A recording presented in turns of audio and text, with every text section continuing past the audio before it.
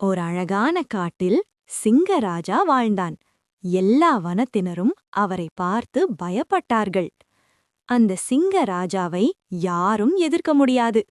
அவர் வனத்தின் ராஜாவாக இருந்தார். ஒவ்வொரு வாரமும் சிங்கராஜா ஒரு விலங்கினை எடுத்துக்கொண்டு சாப்பிடுவான்.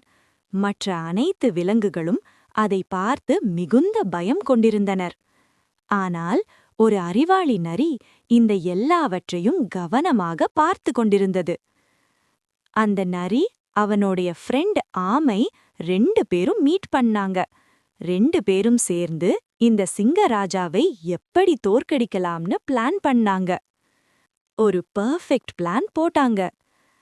அந்த நரி மிக பயந்த மாதிரி நடித்து சிங்கராஜாவிடம் சென்றது. ராஜா ராஜா, நான் ஒரு விலங்கை பார்த்தேன். அவர் உங்களை விட ரொம்ப பலசாலி என்று சொன்னது.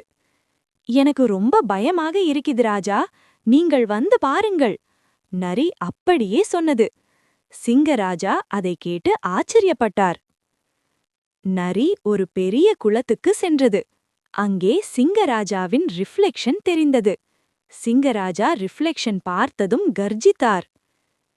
சிங்கராஜா பயந்து ஓடிப்போயிட்டார். அந்த காட்சியால் எல்லா வனத்தினரும் மீண்டும் பாதுகாப்பாக இருந்தனர். எல்லாரும் சொல்லினார்கள், தேங்க்யூ நரி.